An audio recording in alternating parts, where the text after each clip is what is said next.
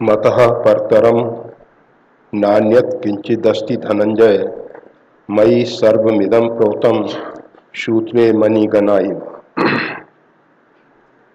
भगवान श्री कृष्ण हम सबको वो ज्ञान बता रहे हैं जिस ज्ञान को जान लेने पर यज् ज्ञात्वा कुछ जानना शेष नहीं रहता है।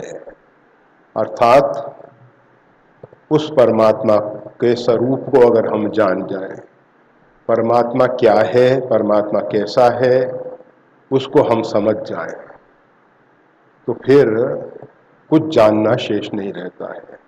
अथवा हम अपने आप को जान जाएं, हम कौन हैं, हमारा क्या स्वरूप है। वास्तविकता यह है कि सार्वभौम अस्तित्व परमात्मा से परिपूर्ण है।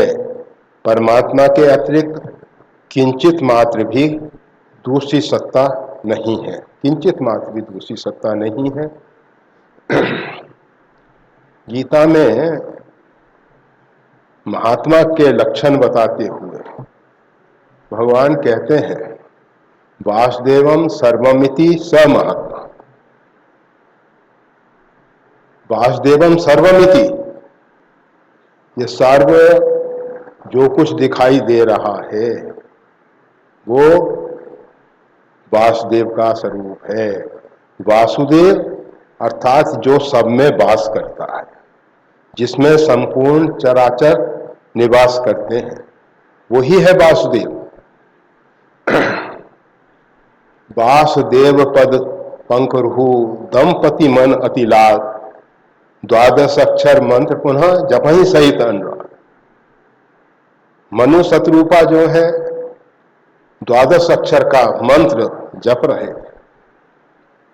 इस विषय में भिन्न भिन्न संतों ने अपने अपने अभिप्राय व्यक्त किए। द्वादश अक्षर का सीताराम जी का मंत्र है, इसलिए वो सीताराम जी का मंत्र जप रहे थे।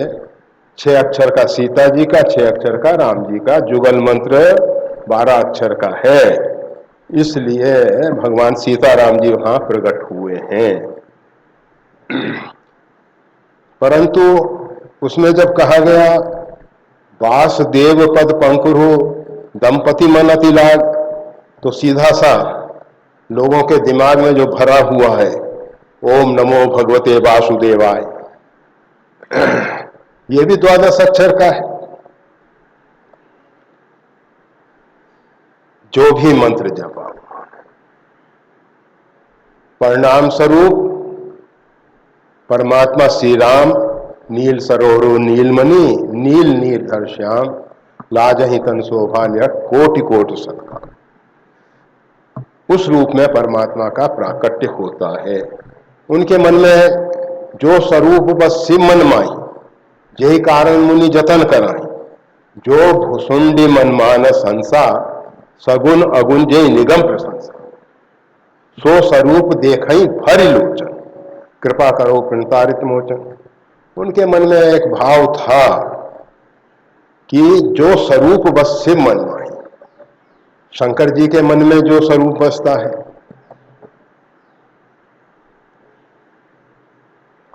उसमें समस्या क्या है। जब नरसिंह मेहता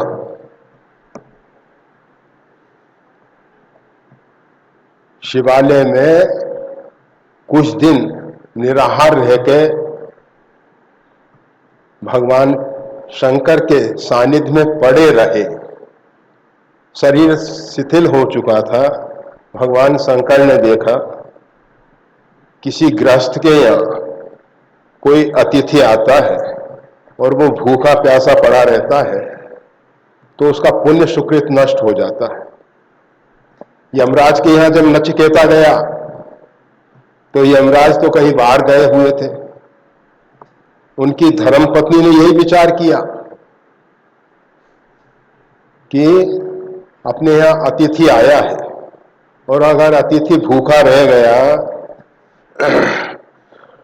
तो फिर अपना पुण्य सुकृत ले जाएगा। यह हम सबके लिए चेतावनी। अतिथि जिसकी कोई आने की पूर्व सूचना नहीं है, आ गया है, अचानक आ गया है। जरूरी नहीं है कि उससे हमारा परिचय हो। नचिकेता कोई परिचय नहीं था। उन्होंने आग्रह किया, आप यमराज बाहर गए हुए हैं, थोड़ा विश्राम कीजिए अतिथि कक्ष में और आहार इत्यादि। उसने कहा नहीं, मैं यहीं इंतजार करूंगा जब तक यमराज नहीं आते। और जब यमराज पहुंचे तो पत्नी ने सबसे पहले कहा कि देखो अपने यहां अतिथि आए, 3 दिन से भूखे प्यासे।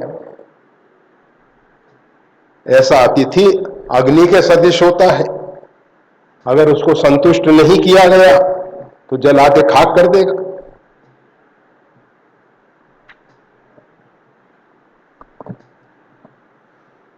यमराज ने उनको कहा आप 3 दिन तक इंतजार किए, 3 वरदान मांगो। संतुष्ट किया। वो फिर पूरा कठोपनिषद इस पे लिखा गया है या समझा गया है, क्योंकि यमराज ने उस आत्मा के विषय में वर्णन किया है। क्योंकि हम सब जो हैं इस दृश्य जगत से परिचित हैं, इसके पीछे जो अदृश्य है उससे अपरिचित है। और यमराज उस अदृश्य को ही संभालते हैं। यह दृश्य शरीर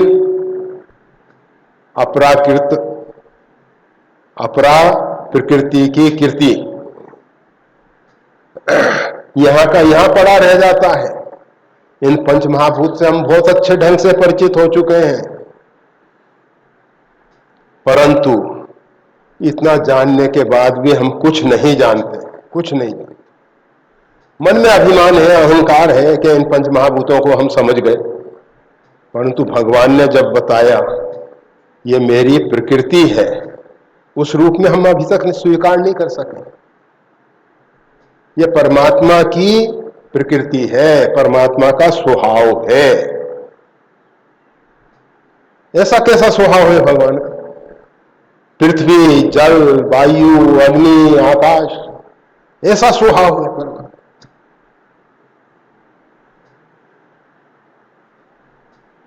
कहने के लिए तो हम कहते हैं परमात्मा की नेचर है, परंतु अभी इस नेचर को हम नहीं जानते। कहने के लिए हम कह देते हैं अमुक व्यक्ति बड़ा क्रोधी स्वभाव का है, हम उसके नेचर को अच्छे ढंग से जानते हैं, हम उसके स्वभाव को अच्छे ढंग से जानते हैं। बड़ा क्रोधी है वो, तो बड़ा लोभी है, बड़ा लालची है, हम इनको जानते हैं। लोभ क्या है, लालच क्या है, क्रोध क्या है।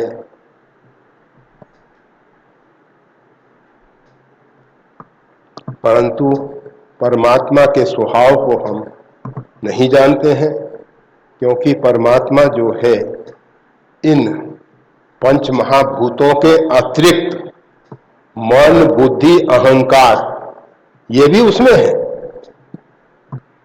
अष्टधा प्रकृति में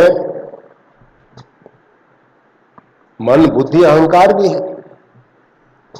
और इतना ही नहीं, इसके बाद परा प्रकृति भी है, जीव, संपूर्ण समष्टि जीव। जीव के विषय में जीव अनेक एक श्रीकंत, जीव अनेक हैं, श्रीकंत एक है। परंतु ये जीवों में अनेकत्व होते हुए भी एकत्व है।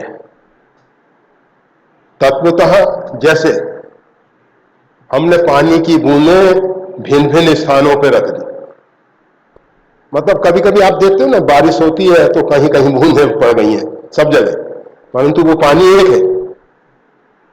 बूंदें बहुत सी दिखाई दे रही हैं, परंतु सब H2O है, उसके अतिरिक्त कुछ नहीं है, वो पानी है।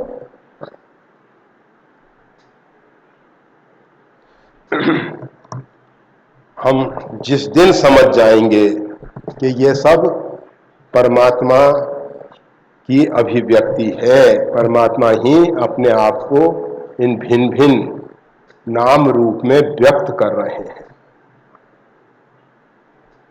हमारा मोह दूर हो जाएगा। अभी हम मोह से गिरसे हुए हैं, और मोह की निवृत्ति के लिए बंदौ गुरुपद कंज कृपा सिंधु नर रूप हरि महामोह तम पुंज जासु बचन रविकर निकर। जासु बचन रविकर, गुरुदेव के वचन हमारे मोह को दूर करते हैं, हमारी भ्रांत धारणाओं, हमारे मन में जो भरा हुआ है ना कि ये अनेक व्यक्ति दिखाई दे रहे हैं, अनेक व्यक्ति हैं, अनेक व्यक्तित्व है, ना तो व्यक्तित्व अलग अलग है, ना व्यक्ति अलग है। कहने के लिए कहा जाता है, और भगवान की लीला ही ऐसी है, उसका संकल्प है एको हम बहुश्याम। इस कारण से उस नानक को कोई मिटा भी नहीं सकता है। हम लाख कोशिशें करें कि ये नानक भिन्नत्व दूर हो जाए, हमारे सामने नाले का गंदा जल बह रहा है, आपो नारायण। कोई कहे कि इसका पान कर लो, हम कितने ही ऊंचे परमहंस हो, हम गंदे नाले का पानी तो नहीं पिएंगे ना।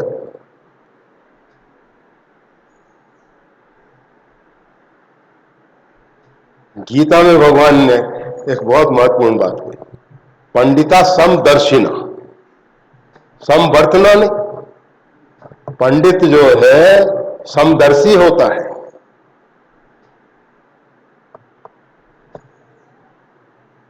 हम अपने शरीर के प्रति समदर्शिता रखते हैं, परंतु इसका मतलब ये नहीं कि हम पेड़ से भोजन करने लग जाएं। भोजन तो मुख में ही जाएगा ना। अब कोई कह दे कि किसी के हाथ नहीं है तो वो पेड़ से चमचे से उठा के मुख में रख रहा है।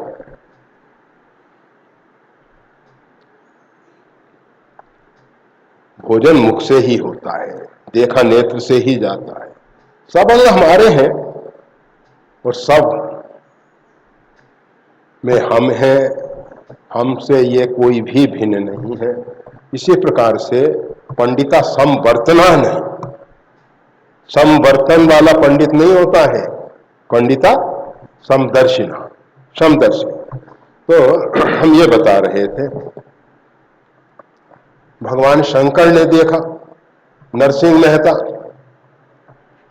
उनके यहां भूखा प्यासा पड़ा हुआ है। उन्होंने त्रिभुवन गुरु है ना, मर्यादा का निर्वाह करते हुए, उनको हम इस समय आशुतोष नहीं कह पाएंगे।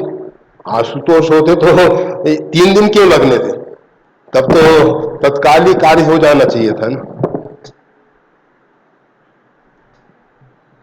समझाने के लिए भले ही वकील लोग समझा देंगे कि भाई देखो शंकर जी का एक क्षण यहाँ के मृत्यु लोक के कितने वर्ष हो जाते हैं, उस प्रकार से भगवान तो आशुतोष ही हैं, दलीलें दे देंगे वकील लोग। उन सबके चक्कर में हमको नहीं पड़ना है। हम तो केवल इतना बता रहे हैं कि भगवान शंकर ने, त्रिभुवन गुरु ने आतिथ्य धर्म का निर्वाह करते हुए प्रकट होकर कहा, तुम्हारी जो इच्छा हो वो वरदान हमसे मांगो। नरसिंह मेहता ने कहा कि मैं तो कुछ सोचा ही नहीं था कि भगवान शंकर प्रकट होकर मेरे से कहेंगे वरदान मांगो। वर में कबहू न जाचा, मैंने तो उसके विषय में सोचा ही नहीं कि क्या मांगा जाएगा आपसे। तुम्हें नीक लागे, आपको जो सबसे प्रिय हो वो दे दो। अब जब भगवान शंकर ने कहा कि ठीक है, हमको सबसे प्रिय है भगवान श्री कृष्ण की रहस्यमयी लीला रास, उसमें ले चलते हैं तुमको, फिर लेके गए।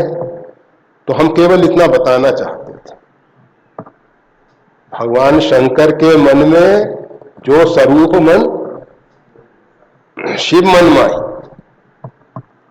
तो वो स्वरूप कौन सा है, इस विषय में लोग अपनी अपनी बुद्धि से अपने अपने विचार कह सकते हैं। इसीलिए फिर दूसरा स्पष्टीकरण, जो भुसुंडी मन मानस संसार, भुसुंडी जो है केवल राम जी के, शंकर जी तो श्री कृष्ण हो, नरसिंह हो, सब अवतार के लिए तैयार। तो वासुदेव पद पंकरु दंपति मनति लाग, वासुदेव कौन है, क्या है, सीताराम जी प्रकट हुए हैं वहां। आदि शक्ति भगवती जगदम्बा प्रकट हुई है और परिपूर्णतम ब्रह्म भगवान श्री राम। जब हम परिपूर्णतम ब्रह्म परमात्मा राम कहते हैं, श्री राम कहते हैं, तो उसमें शक्ति अपने आप समाहित है। शक्ति कभी अलग नहीं रहती है ब्रह्म से, शक्ति का अधिष्ठान परमात्मा ही है। तो ये जो वासुदेव का अर्थ क्या होता है, वासुदेव का अर्थ होता है जो सब में निवास करता है, जिसमें सब निवास करते हैं, उस परमात्मा को जिसने समझ लिया, समात्मा दुर्लभ, वो महात्मा है और वो दुर्लभ है। महात्मा दुर्लभ है, जैसे गोस्वामी तुलसीदास जी कहते हैं ना, सत्संगत दुर्लभ संसार, पर उन्होंने संत सुलभ है। सभई सुलभ सब दिन सब देशा, संतों के लिए सब देश में, सब काल में, सभी व्यक्तियों के लिए सुलभ है। तो भगवान श्री कृष्ण कह रहे हैं, मतः परतरम, मेरे से भिन्न कुछ भी नहीं है, नान्यत किंचित अस्ति, किंचित मात्र मेरे से अतिरिक्त कुछ दूसरा है ही नहीं। हे धनंजय, मेरे से अतिरिक्त कुछ दूसरा नहीं है। मयि सर्वमिदं प्रोतम सूत्रे मणिगणा, ये सारा अस्तित्व जो है, जैसे सूत के मनकों में सूत पिरोया गया है, उसी प्रकार से सर्वमिदं प्रोतम, मेरे द्वारा ये सारा जगत अस्तित्व खोया गया है, और जगत में परमात्मा ही परमात्मा भरा हुआ है, परमात्मा ही परमात्मा भरा हुआ है। ये बात कहने पर अर्जुन इस बात को पूर्ण रूपेण समझ नहीं पा रहा है। भगवान ने पहले अपरा परा दो प्रकृति के रूप बताए, उसके बाद बताया कि सृष्टि का सृजन और प्रलय ये सब मेरे द्वारा हो रहे हैं। अर्जुन के मन में प्रश्न उठा कि जब सृजन करने वाले हैं तो जो सृजन हो रहा है वो भिन्न होगा ना इनसे। कोई व्यक्ति कुछ बना रहा है, उसकी कृति है, तो वो व्यक्ति तो उससे भिन्न हो गया। तो ये सृष्टि का सृजन और प्रलय ये मेरे द्वारा होते हैं। तो उसके मन में एक विचार आना ही चाहिए था कि अगर इनके द्वारा सृजन और प्रलय हो रहा है तो सृष्टि इनसे भिन्न है, तो उसका स्पष्टीकरण करते हुए भगवान ने ये श्लोक कहा है, जो अभी मतः परतरम नान्यत किंचित दस्ति धनंजय। फिर भी नहीं समझा अर्जुन। हम नहीं समझ रहे, आप नहीं समझ रहे, खाली वार्तालाप कर रहे हो। अर्जुन नहीं समझा। भगवान ने कहा कि अब इसको थोड़े स्थूल ढंग से समझाने की कोशिश करनी चाहिए। तो भगवान अब स्थूल ढंग से समझाने की कोशिश करने लगे। रसो अहम अपसु कौन्ते प्रभास्मि शशि सूर्ययोः प्रणवः सर्ववेदेषु शब्द खे पुरुषम निश। भगवान बोले, हे अर्जुन, रसो अहम अपसु, ये जल में रस में, जल में रस में हूं। कौन्ते प्रभास्मि, और शशि सूर्य हो, चंद्रमा और सूर्य में उसकी प्रकाश में हूं, रश्मि में हूं, उसका प्रकाश में हूं। प्रणवः सर्व वेदेषु, और सब ज्ञान में, यहां वेदेषु का अर्थ वेद भी कर सकते हैं आप, और संपूर्ण ज्ञान में प्रणव में हूं। अब फिर इसमें अभी शब्द खे, आकाश में शब्द हूं मैं, पुरुषम निशु, व्यक्तियों का पुरुषार्थ में हूं, पुरुषों का पुरुषार्थ में हूं। व्यक्तियों का हम इसलिए कह रहे हैं कि यह लोग अपने आप को पुरुष ना मान बैठे, क्योंकि पुरुष तो एकमात्र परमात्मा है। और अगर पुरुषत्व है किसी व्यक्ति में, चाहे वो नारी हो चाहे पुरुष हो, नारियों में भी पुरुषत्व होता है। ऐसा नहीं सोच लेना कि पुरुष में ही पुरुषत्व है। नारी पुरुषार्थ नहीं करती क्या? स्त्री पुरुष जो भी हैं उनका पुरुषार्थ में हूं, ऐसा भगवान कह रहे हैं। अब ये जो रसो अहम अपसु, जल में रस में हूं, आप अभी कोई रुचिकर वार्ता सुन रहे हो, बड़ा रस मिल रहा है आपको। कोई रुचिकर दृश्य देख रहे हो, उसमें बड़ा रस मिल रहा है। और तो कहें क्या, अगर कहीं लड़ाई झगड़ा हो रहा है तो वहां भीड़ इकट्ठी हो जाती है, भीड़ इकट्ठी हो जाती है, उसमें उनको रस मिल रहा है। और उसमें और आगे बढ़ के देखो, अगर कोई समझदार व्यक्ति ने उनको समझा के अलग कर दिया, जो आपस में टकरा रहे थे, जो लड़ रहे थे, मूर्खेषु कलहेन्वा काव्य शास्त्र विनोदेन कालो गच्छति दीमताम व्यसनेन्तु निद्रया कलहेन्वा। कलह इत्यादि में, नींद में ये मूर्खों का समय व्यतीत होता है। तो दो मूर्ख झगड़ रहे थे, कोई समझदार पहुंच गए, भीड़ तो इकट्ठी थी, बड़ा रस मिल रहा था, परंतु किसी ने कहा कि नहीं नहीं, क्या मतलब इन सब बातों में झगड़ने से, अलग कर दिया।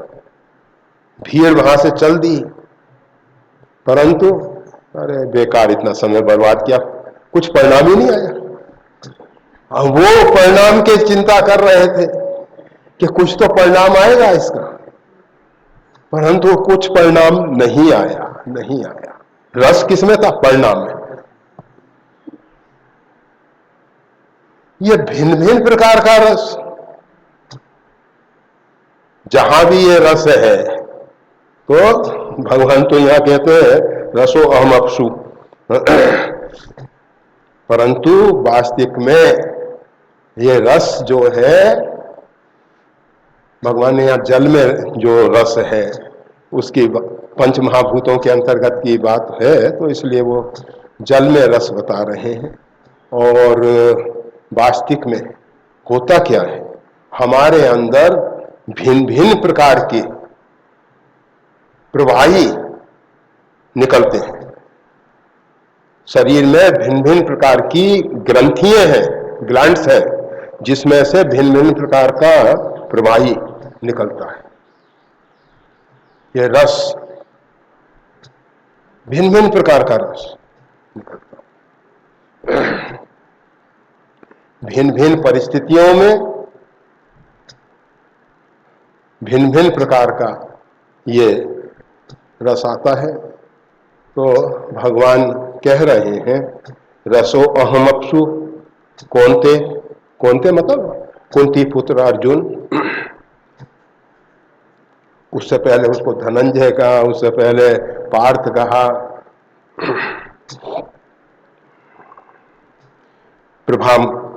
प्रभाष्णु शशि सूर्य, सूर्य और चंद्रमा की जो आभा है, प्रभा है, जो प्रकाश है, वो मेरा ही है। सूर्य चंद्र, वैसे तो आजकल के विज्ञान ने जो सिद्ध कर दिया है कि चंद्रमा जो है, और सही है, ऐसा गलत नहीं है, विज्ञान ने जो कहा है कि चंद्रमा जो है सूर्य के प्रकाश से प्रकाशित हो रहा है। आप पूर्णिमा के दिन कन्याकुमारी पहुंच जाओ, और अगर आपका सौभाग्य है, मौसम साफ है, कठिन होता है, बहुत कठिन होता है, तो एक तरफ सूर्यास्त हो रहा है और दूसरी तरफ चंद्रोदय हो रहा है, दिखता है, स्पष्ट दिखता है वो सूर्य की लालिमा उस चंद्रमा में। और जैसे जैसे सूर्य नीचे जाता जाता है, चंद्रमा में वो लालिमा कम होती जाती, जैसे जैसे सूर्य हमारे यहाँ सूर्योदय के समय एकदम लाल, फिर धीरे धीरे ऊपर बढ़ता है तो उसकी लालिमा कम।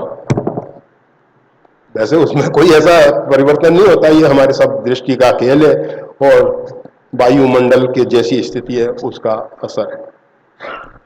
तो वो प्रत्यक्ष दिखाई देता है कि एक तरफ सूर्यास्त, इसी प्रकार से सूर्योदय के समय चंद्र डूब रहा है और सूर्य निकल रहा है। वो कन्याकुमारी एक ऐसा कोना है, दक्षिण का कोण है, जिसमें पूर्व और पश्चिम दोनों तरफ समुद्र है, 3 तरफ समुद्र है। ये कन्याकुमारी में 3 समुद्रों का संगम है। ये बड़ा दुर्लभ स्थान है, बड़ा दुर्लभ स्थान, 3 समुद्रों का संगम। और सबसे बड़ी बात यह है, जो हिंद महासागर, नाम तो उसका हिंद महासागर है, परंतु हिंदुस्तान को, भारत को थोड़ा सा स्पर्श करता है। चला गया है अफ्रीका तक,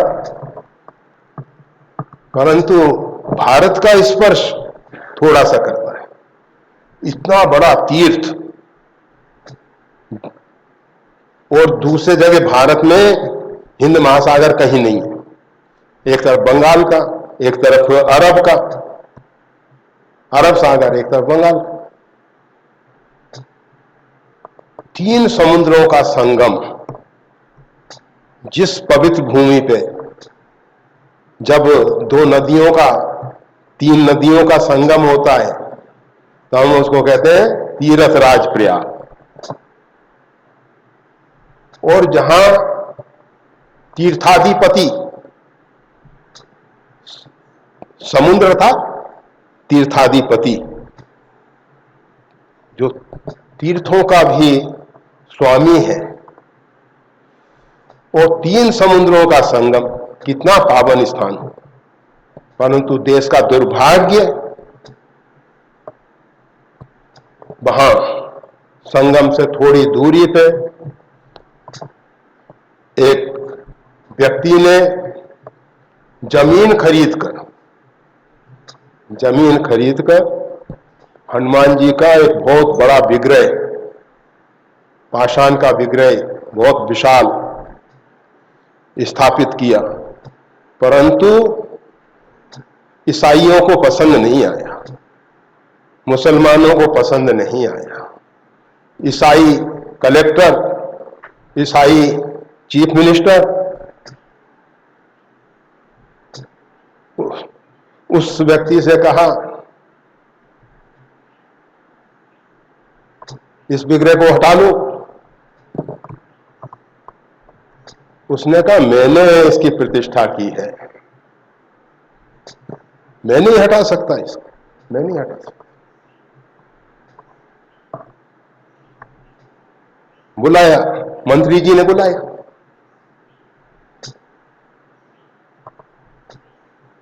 तुम्हारे ये सब धंधे, अर्थोपार्जन के सोर्स ऑफ इनकम सब बंद हो जाएंगे, सब, नहीं तो सीधे से हस्ताक्षर करो कि मैंने ये विग्रह अपनी इच्छा से हटा लिया।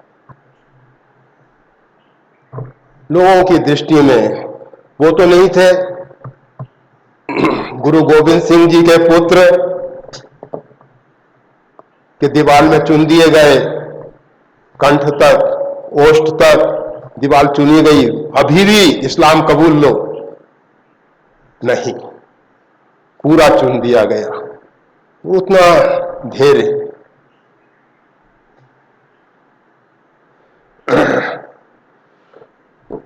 उन गुरुओं को कितना सताया गया, परंतु उन्होंने अपना धर्म नहीं छोड़ा। इसीलिए फिर ग्रंथ साहिब को गुरु बना दिया। कहा कि व्यक्ति को बनाने में तो बड़ा खतरा है भाई, गुरुओं को इतना कष्ट सहन करना पड़ता, और कौन व्यक्ति गुरु बनेगा भाई? गुरु तो हाँ आराम से बैठे हुए झूले पे आनंद ले रहे हैं, ऐसी में आराम से पड़े हुए हैं, तब तो गुरु जी ठीक है। और गुरु जी को अगर इस प्रकार की यातनाएं सहन करनी पड़े तो कहेंगे हमें नहीं चाहिए गुरुत्व, तुम अपना गौरव तो अपने पास रख लो, अपना गुरुत्व हमें नहीं चाहिए।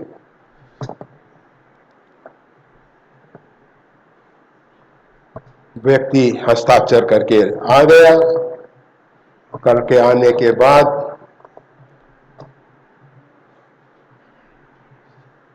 विश्व हिंदू परिषद, बजरंग दल, शिवसेना,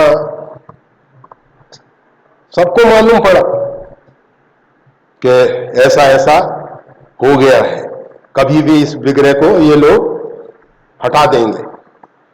सब लोगों ने जाके वहां धरना दिया, परंतु राजनीति छल बल की कर ही नहीं, कहा जा, छल और बल से अपना काम निकाल लेना, पड़े रहो। लोग बहुत दिन तक रहे। एक दिन अफवाह उड़ी कि इतने दिन हो चुके हैं, कोई आता तो नहीं है रात्रि के समय, चलो अपने घर। एक दो व्यक्ति, 5 व्यक्ति रह जाएंगे। कुछ व्यक्ति रह गए और वो तो पूरी फोर्स चारों तरफ पड़ी हुई थी, बड़े काला में, डंपर में, जिसमें भी क्रेन से उठा के रख दिया गया। कहां ले गए पता ही नहीं। ये स्थिति हुई। हमारा जो एक बहुत बड़ा तीर्थ आज उस स्थान पे, जब अपने आश्रम में हनुमान जी की प्रतिष्ठा हो रही, तो फिर अफवाह उड़ी क्या हनुमान जी की प्रतिष्ठा वहां हो रही। पर वो तो हमने कहा कि भगवान श्री कृष्ण ने कारागार में प्रकट होके गुप्त निवास करने के लिए नंद बाबा के यहाँ पहुंच के अपना निर्वाह कर लिया था, तो अपने तो शांति से काम कर लिया जाए, और बहुत प्रकट उत्सव नहीं हुआ। तो प्रतिष्ठा की विधि है वो पूरी की गई, परंतु द्वार बंद करके हुई, और मुख्य द्वार, और सब हुआ ठीक है। तो हम ये बता रहे थे इतना बड़ा तीर्थ जहां इनका संगम,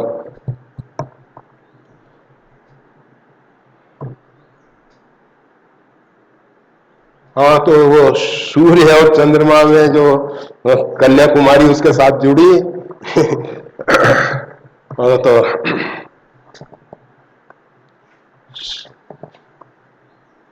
सूर्य का प्रकाश से चंद्रमा आलोकित हो रहा है, परंतु चंद्रमा है क्या? आप नहीं कहना चंद्रमा मनसो जात चक्षु सूर्यो अजायत। उस विराट पुरुष के नेत्र सूर्य हैं और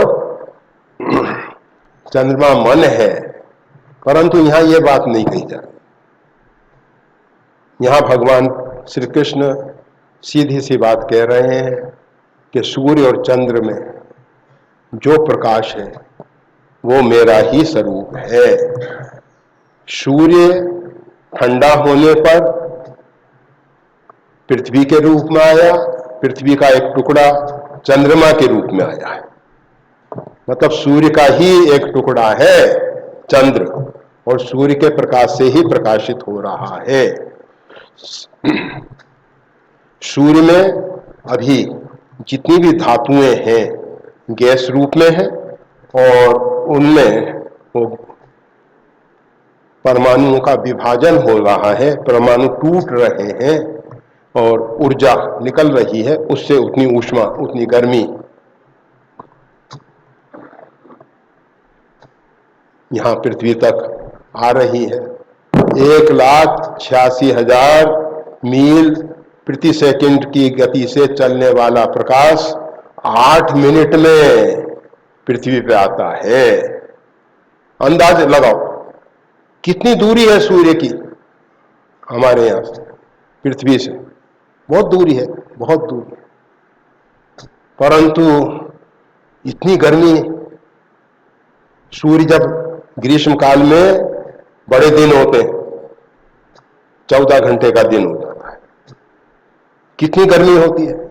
शीतकाल में 10 घंटे का दिन होता है, कम प्रकाश आता है, कितना ठंडा हो जाता है।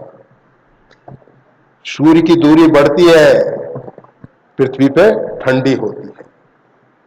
सूर्य का प्रकाश आने में बादल रुकावट बनता है, देख लो गर्मी कम हो जाती है। सूर्य का प्रकाश इतनी ऊष्मा लेके आ रहा है, इतनी गर्मी लेके आ रहा है।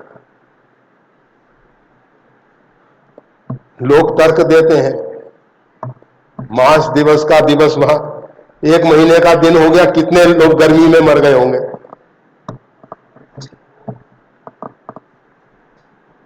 नहीं, 1 महीने का दिन, यहां तो अभी 14 घंटे की जब दिन होता है तभी इतनी परेशानी होती है। परंतु गोस्वामी तुलसीदास जी ने रामायण में जहां कहीं इस प्रकार की समस्याएं आती हैं तुरंत समाधान कर दिया है। तुरंत समाधान क्या? मरम न जाने रथ समेत रवि था क्यों निशा कवन विधि होए। यह रहस्य कोई नहीं जान पाया, कोई नहीं जान पाया। वो तो त्रिकालज्ञ भगवान शिव जानते हैं, और सर्वज्ञ शिव जानते हैं, त्रिकालज्ञ शिव जानते हैं। उन्होंने जैसा फिर रामायण में लिख दिया वैसा वैसा हम सबको जानने को मिला, परंतु उस समय इस रहस्य को कोई उमा मरम ये काहू न जाना, कोई नहीं जान सका, कोई नहीं जान सका। तो सूर्य और चंद्र में जो भी प्रकाश कहां से निकल रहा है, उसमें जो परमाणुओं का विस्फोट हो रहा है, उससे जो ऊष्मा निकल रही है, उससे जो प्रकाश निकल रहा है, वो सब परमात्मा का है। उस रूप में परमात्मा को क्या हम देख पाते हैं? पहले पूरे विराट में भगवान ने कहा, जब नहीं दिमाग में आया तो उन्होंने कहा छोटे छोटे टुकड़ों में करके इनको समझाते हैं। तो अब वो समझाना शुरू किए हैं भगवान के। हाँ, परंतु हम सब अभी नहीं समझ रहे। पढ़ लिया, हमने कह दिया, आपने सुन लिया, मानने को तैयार नहीं है हम सब कि ये प्रकाश कुछ नहीं है, परमात्मा का ही सब। इसमें हम परमात्मा को देख पाते हैं क्या? नहीं देख पाते।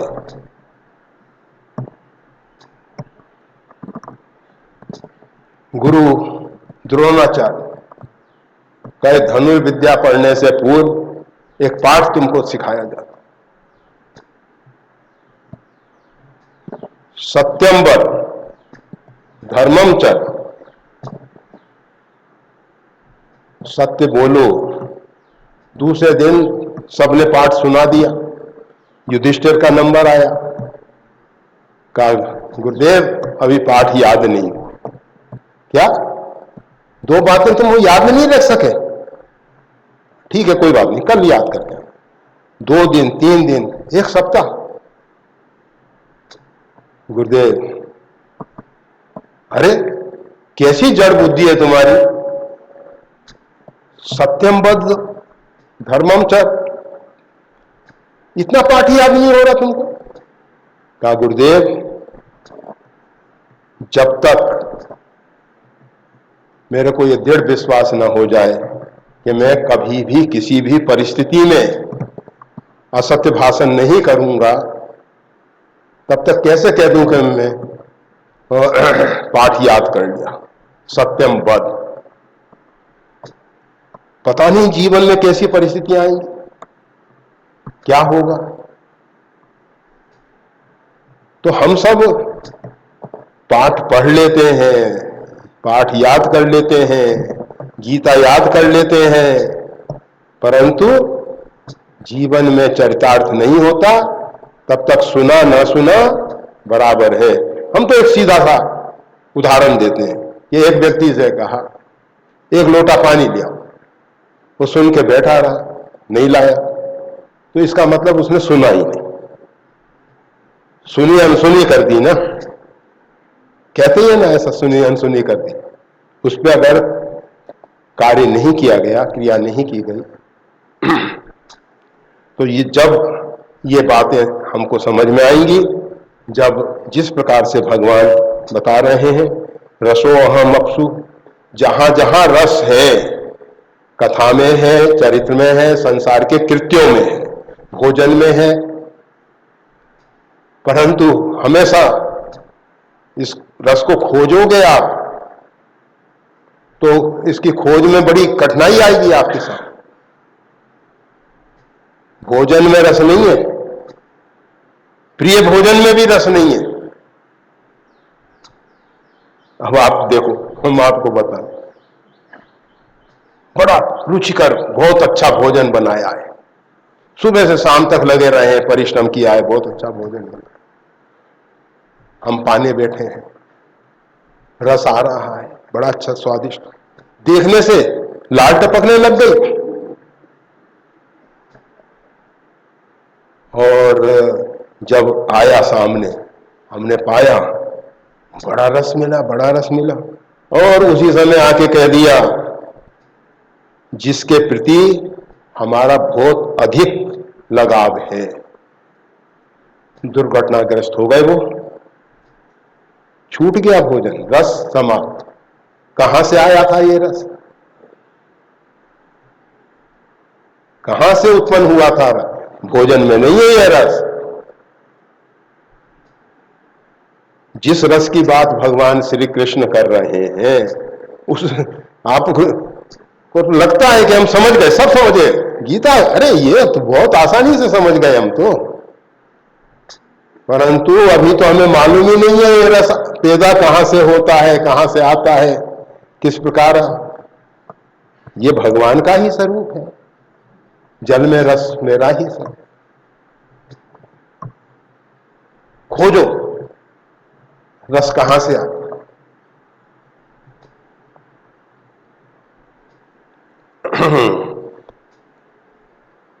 प्रणवः सर्ववेदेषु, और सभी वेदों में प्रणव मेरा स्वरूप है। सब वेदों में, वेद हमारा कोई एक पुस्तक नहीं है, वो संपूर्ण सार्वभौम अस्तित्व में जो ज्ञान है उसका संग्रह वेद। भगवान बुद्ध को, महावीर इत्यादि को यही परेशानी हुई, वेदों में हिंसा की भी बात है। उन्होंने कहा नहीं नहीं, ये वेद हमको स्वीकार नहीं। उनका कहना भी सही है, सोने का कलश है, उसमें अमृत भरा है, और उसमें थोड़ा सा पोटेशियम साइनाइड, थोड़ा सा हलाहल विष मिला दिया गया, अग्राह्य है। उनका तर्क भी अपने आप में सही है कि भाई है ये सोने का कलश, मानते अमृत भरा है, ये भी बात सही है, परंतु मिला इसमें हलाल है, इसलिए हम इसको नहीं ग्रहण कर सकते, अग्राह्य। तो यहां सर्व वेदेषु जो भगवान श्री कृष्ण कह रहे हैं, सम्यक ज्ञान में प्रणव मेरा ही स्वरूप है। भगवान ने ओंकार नहीं कहा, अक्षरा नाम ओंकारस्मि, अक्षरों में ओंकार मेरा स्वरूप है, परंतु यहां कहते हैं प्रणव सर्व वेदेषु, सब वेदों में प्रणव मेरा ही स्वरूप है। ये प्रणव क्या होता है, पहले वेद को समझ लेना। संपूर्ण ज्ञान, संपूर्ण जानकारी, उसका नाम है वेद।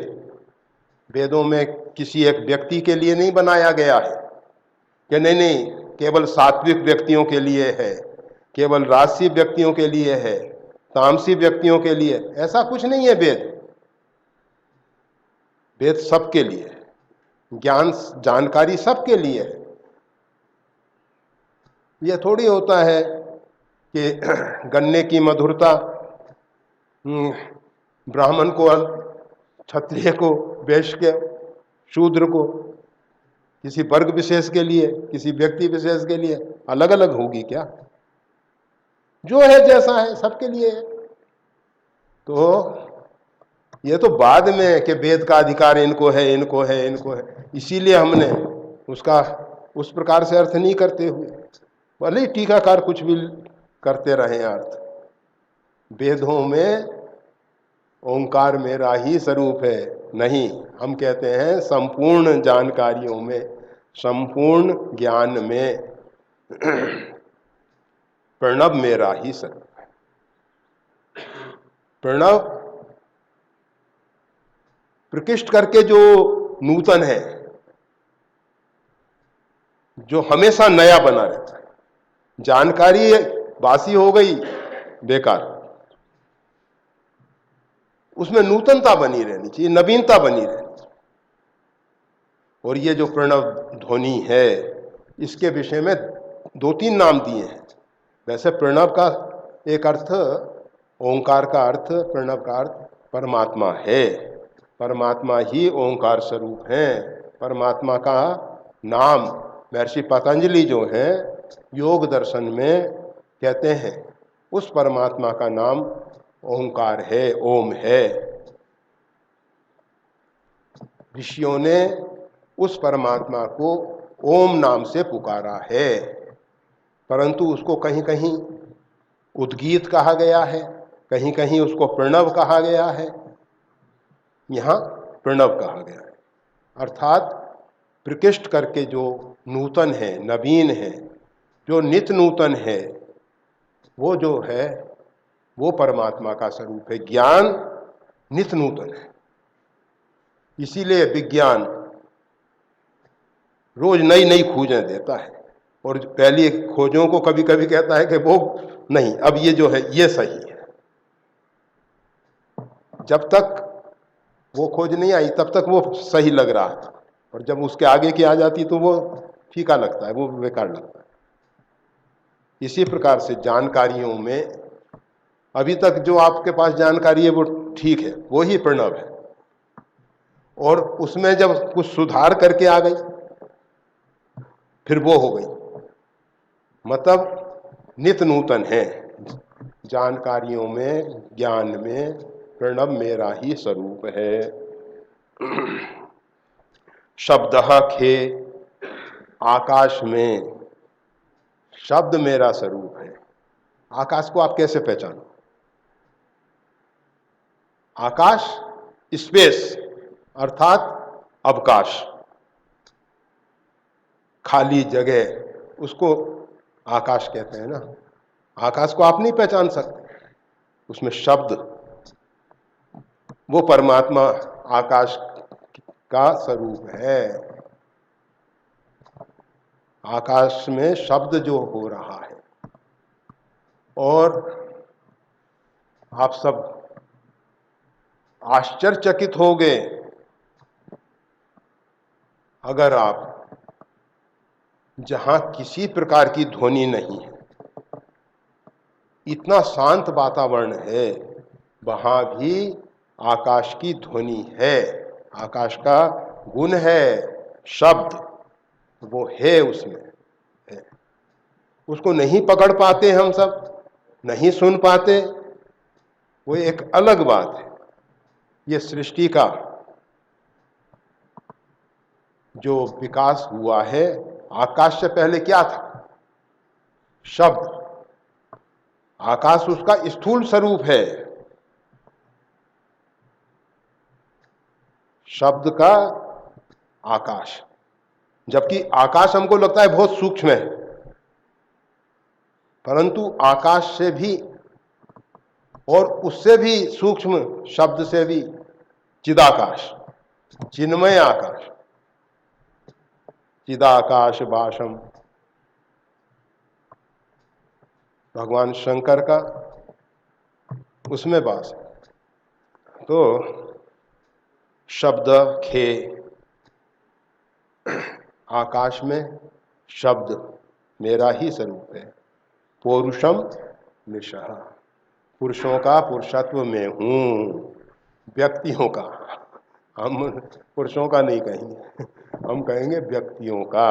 व्यक्ति स्त्री भी हो सकता है, व्यक्ति पुरुष भी हो सकता है। यह संसार के व्यवहार में यह लिंग भेद से परिचय दिए गए हैं, परंतु ना तो स्त्री स्त्री है, ना पुरुष पुरुष है, दोनों परमात्मा की प्रकृति हैं। प्रकृति के संघात से एतन मांस वशादि विकारम मन से विचारे बारम बारम, भगवान शंकराचार्य। तो ये सब व्यक्तियों के द्वारा जो कुछ भी कार्य करने की क्षमता है, पुरुषों का पुरुषत्व अर्थात कार्य करने की जो भी उनमें योग्यता है, क्षमता है, वो परमात्मा है।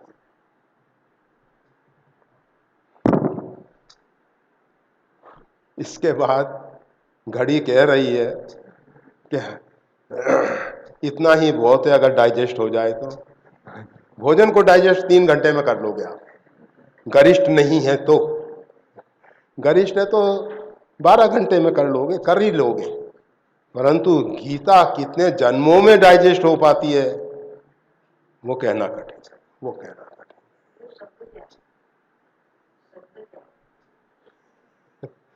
ध्वनि, ध्वनि क्या है?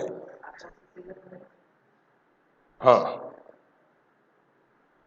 अव्यक्त प्रकृति में सबसे पहले शब्द आया, ध्वनि पैदा, और उस ध्वनि के बाद फिर ये पंच महाभूत आए, आकाश आया। वो परमात्मा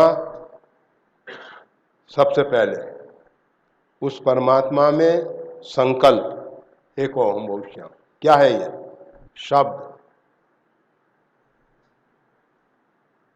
पहले तो अहम, मैं हूं, अपने आप को अस्तित्व में लाए परमात्मा, उसकी फिर महत प्रकृति प्रकट हुई, परा अपरा पहले अपरा है फिर बाद में परा है, उसमें फिर आकाश आया है। नहीं समझ में आएगा,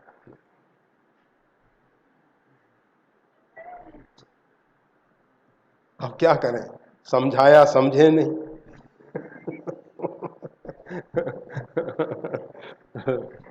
जाने दो।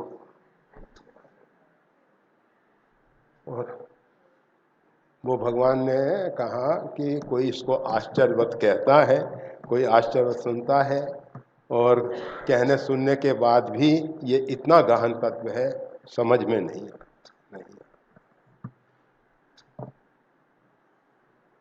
पांडवा नाम धनंजय, पांडवों में अर्जुन मेरा ही स्वरूप है, ऐसा भगवान 10वें अध्याय में कह रहे हैं। वो अर्जुन नहीं समझ सका, वो तो भगवान ने कहा कि अगर तू नहीं मेरी बात मानेगा तो नष्ट हो जाएगा, तो कहा करिष्य वचनम। तब भगवान आप तो सोचा कि ये ऐसे तो पिंड छूटने वाला नहीं है, जब तक ये नहीं कह देंगे कि जो हम कहेंगे वो तू करेगा, तब तक ये छोड़ने वाले तो है नहीं। कितना अर्जुन को समझाने की कोशिश की गई, केवल एक बात ही तो समझानी थी कि आत्मा जो है मरता नहीं है, तो कौन किसको मारने वाला है, कौन मरने वाला है, इसी बात को तो लेके सब झगड़ा ही है। भगवान ये कह रहे थे ना तो आत्मा का जन्म है ना इसकी मृत्यु है, परंतु अर्जुन को ये बात नहीं समझ में आई, इसके लिए फिर इतनी लंबी चौड़ी गीता, और फिर इतनी लंबी चौड़ी के बाद भी भगवान ने कहा छोड़ सब धर्म को, मेरी शरण में आ जा। कहा कि इससे पाप लगेगा, उसका क्या होगा, कहा हम तम सर पापे भी हो मोक्षयिष्यामि, तेरे को सब पापों से मैं रहित कर दूंगा। अब बोल और क्या चाहता है, और इतने पर भी नहीं मानेगा मेरी बात, नष्ट हो जाएगा। कहा ठीक है भगवान, जो आज्ञा, करिष्य वचनम, तब हम तो आपके वचन पालन करेंगे महाराज। कहने को कह दिया, स्मृति लब्ध्वा, मेरे को ये बोध की प्राप्ति हो गई है, स्मृति है मेरी ठीक हो गई है, मैं समझ गया हूं ये सब रहस्य। और जब शिखंडी सामने है भीष्म के, तो अर्जुन के हाथ कांपते हैं, नहीं अन्याय हो रहा है मेरे पर। वो तो भगवान अगर तत्का पहिया उठा के नहीं जाते तो अर्जुन भीष्म के ऊपर प्रहार कर ही नहीं सकता था। कभी चाबुक लेके दौड़ रहे हैं, कभी कुछ, कहाँ गया वो वचन, करिष्य वचनम, तब मैं आपकी आज्ञा का पालन करूंगा, नहीं कर पाया ना। जो सबके रहे ज्ञान एक रस, ईश्वर जीवई भेद कहू बस। जो सबको एक रस ज्ञान रहे तो जीव और ब्रह्म में अंतर क्या है। उपजई बिनसई ज्ञान जिमी पाई कुसंग सुसंग, जीव का ज्ञान सत्संग से प्रकट हो जाता है, कुसंग से छिप जाता है।